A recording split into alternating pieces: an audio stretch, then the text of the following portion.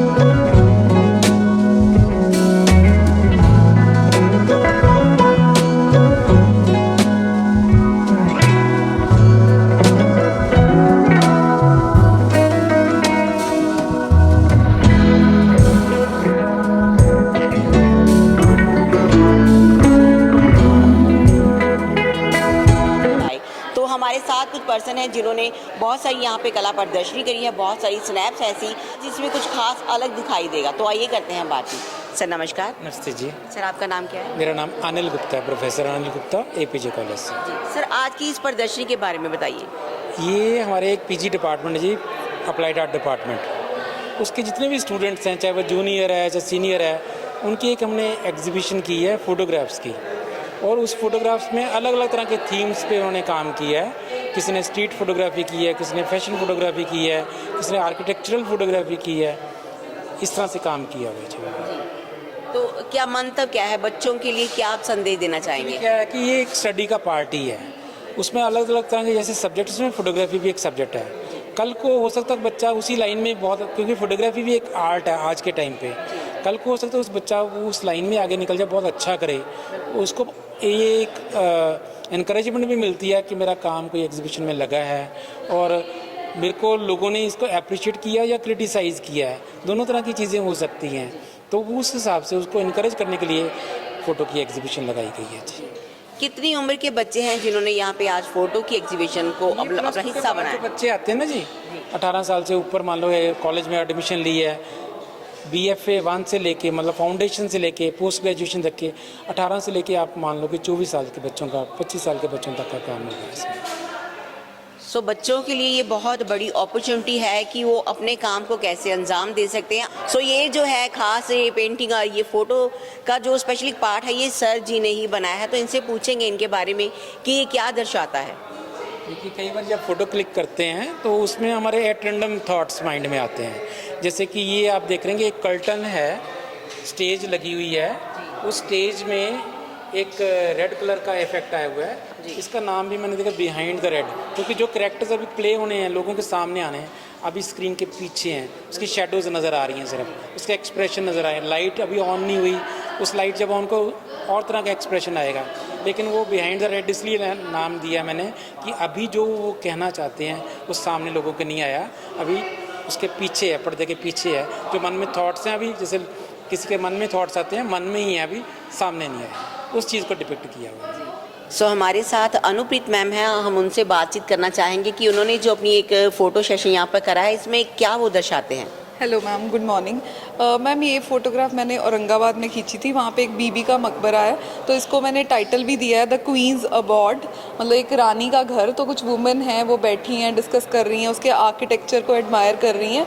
तो ये वहाँ की लोकल लेडीज़ ही, दे आर जस्ट सिटिंग, जैसे हम कहीं घूमने जाते हैं तो चिल करने के लिए एक जगह बैठ जाते हैं, तो they were sitting and they are discussing their own things. तो उस टाइम पर मैंने उनको कैप्चर किया था वहाँ पर। हाँ जी। तो क्या आप यूथ को क्या मैसेज देना चाहेंगी? मैम द थिंग इज़ कि हम आर्टिस्ट हैं, तो हमें कोई भी चीज़ अच्छी लगती है तो हम उसे कैप्चर करने की कोशिश करती हैं अपने कैमरा से। तो मैं यूथ को यही कहती हूँ कि अपने काम को क्रिएटिविटी की ओर लेके जाएं, जो उनको अच्छा लगता है उसकी तरफ वो उसको बढ़ें और उस पर काम करें। देखिए, फ़ोटोग्राफी एक एक्सप्रेशन है जिसमें आप डे रूटीन अपनी एक अलग तरह से देख सकते हो, मतलब एक थर्ड आई कह लो कि आपके पास एक तीसरा चक्षु खुल जाता है जिसमें आप कुछ चीज़ों को अलग तरह से देखते हो।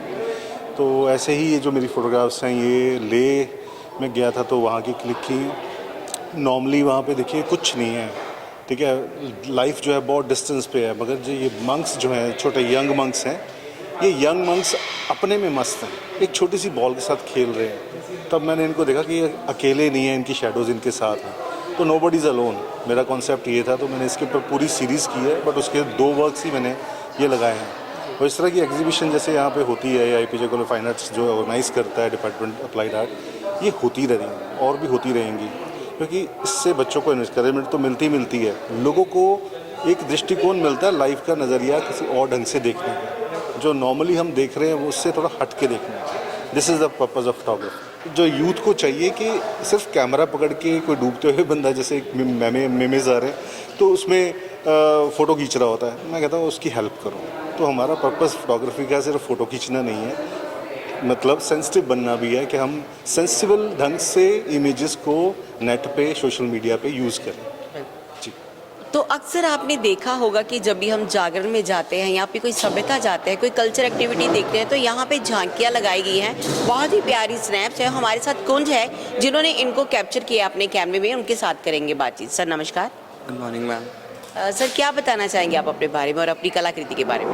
मैम अब अगर मैं आज के ज़माने में बात करूँ, जो हमारी शोभा यात्रा है शिवरात्रि पे या रामनवमी पे, अब बहुत कम हो गई, लेकिन मैंने अपने बचपन में बहुत देखी है, और ऐसे कैरेक्टर्स मुझे बहुत फैंटेसाइज करते थे कि मतलब इनमें एक इमोशन है। मैंने कभी काली को देखा नहीं है, लेकिन मेरे लिए यही काली है, तो उसको काली को कैसे प्रेजेंट किया है, वो पूरा एक डांस फॉर्म उस टाइम पे शोभा यात्रा के बीच में होता है, तो उसको फ़ोटोग्राफ में कैसे दर्शाया, मैंने वो कोशिश की है आपके पास लेके। अब जैसे कई अवतार है कि जैसे ये अवतार है हनुमान जी और शिव जी का एक रूप है, हनुमान जी को शिव जी का रुद्र अवतार बोला जाता है, तो उनके पीछे भी एक स्टोरी है। तो ऐसे कई अवतार बनते हैं कि हमें स्टोरी पता ही नहीं है। अब ये है काली का एक कह लो कि सॉफ्ट फॉर्म है, तो वो थोड़े कैरेक्टर्स वैसे कैसे निकल के आएंगे, वो थोड़ा कोशिश की है।